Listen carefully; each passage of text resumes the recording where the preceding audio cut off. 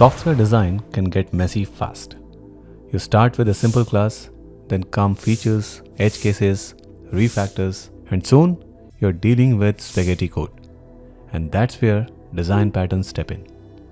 Think of them like Lego instructions, blueprints you can apply, adapt, and extend. If you're just starting out, design patterns teach you how to think in reusable, modular ways. And if you're experienced, they give you a shared vocabulary with other engineers. And they're not some academic theory. They are time-tested ways to solve real-world coding problems, used by engineers across the world. In this video, we'll take a deep dive into one of the most widely used and talked about patterns, the singleton. We'll look at what it is, when to use it, how to implement it in Java, and even why some developers consider it an anti-pattern. Let's jump in.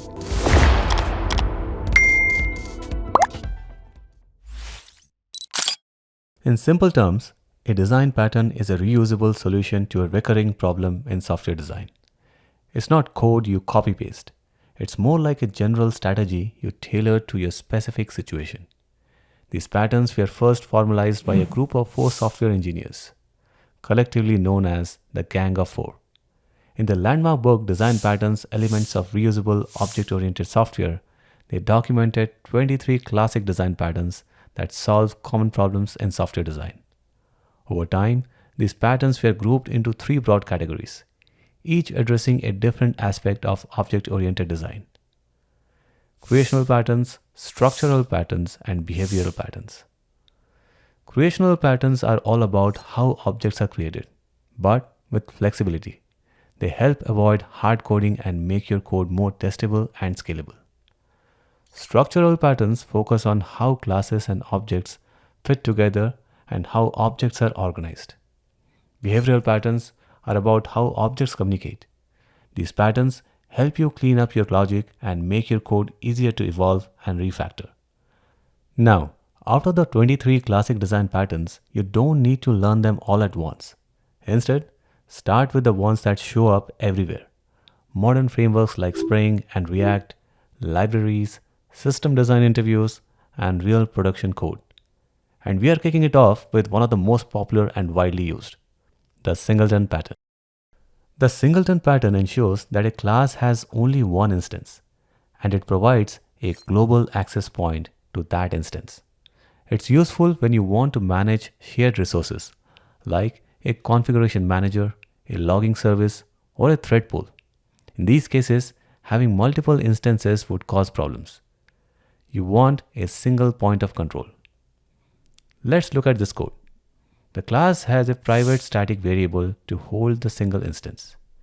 It has also a private constructor, so no other class can directly instantiate it. And it exposes a public static method, getInstance, which returns the one and only instance. This setup ensures no one can create a second instance and everyone gets the same object. But why static? Because static methods belong to the class itself, not to any specific object.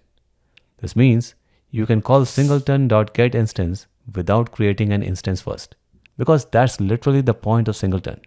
You can't create an instance manually. If getInstance wasn't static, you would already need an instance of the class to call it, which would completely defeat the purpose. By making it static, we give you a safe, centralized way to access the singleton, without ever exposing the constructor. Inside that method, we check if the instance exists. If not, we create it. Otherwise, we return the same one. So when multiple threads try to access getInstance at the same time, we don't want them to create multiple instances. And that's where synchronized comes in. It prevents 2 threads from entering the block simultaneously. But locking with synchronization can be expensive. You don't want to do it every time someone calls getInstance. So here is the trick. The first if instance equals null check is outside the synchronized block. That way, once the singleton is initialized, most threads skip the lock entirely. Only the first thread that sees instance equal to null enters the synchronized block. Inside that block, we check again to make sure another thread didn't already initialize the instance while we were waiting. That's the double check. It avoids unnecessary locking while still ensuring only one instance gets created.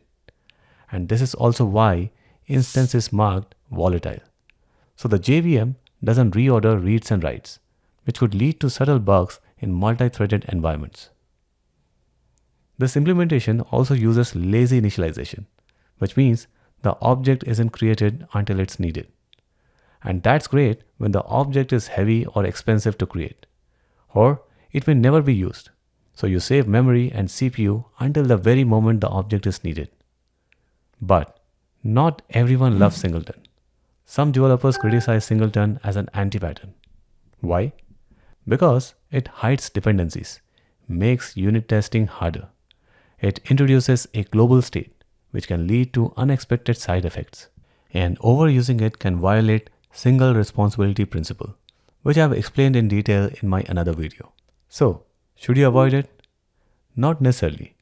Just be intentional. Use Singleton when you genuinely need exactly one instance, like logging, configuration, or environment setup. For example, if each class had its own separate logger instance, you'd risk redundant connections or file streams, inconsistent log formats or destinations, or harder log aggregation and filtering. A Singleton logger ensures everything funnels through one unified channel. This pattern makes sure that there is only one object in memory, no matter how many times it's accessed.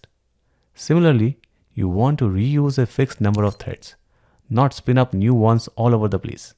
Singleton keeps the pool centralized and efficient. The Gang of Four didn't invent design. They simply gave names to these patterns that developers were already using. And in doing so, they gave us a shared vocabulary that makes it easier to design clean systems, refactor with confidence, and collaborate as a team. Do you need to memorize all 23 patterns? Not at all. Start with a few, use them, spot them in the frameworks you use. For example, Spring's dependency injection relies heavily on the factory pattern. React's higher order components, that's the decorator pattern. In the next video, we'll explore factory method, observer, strategy, decorator, command, and adapter, with real-world examples and Java code to back it up. So hit subscribe if you haven't already, and let's keep building better systems, one pattern at a time.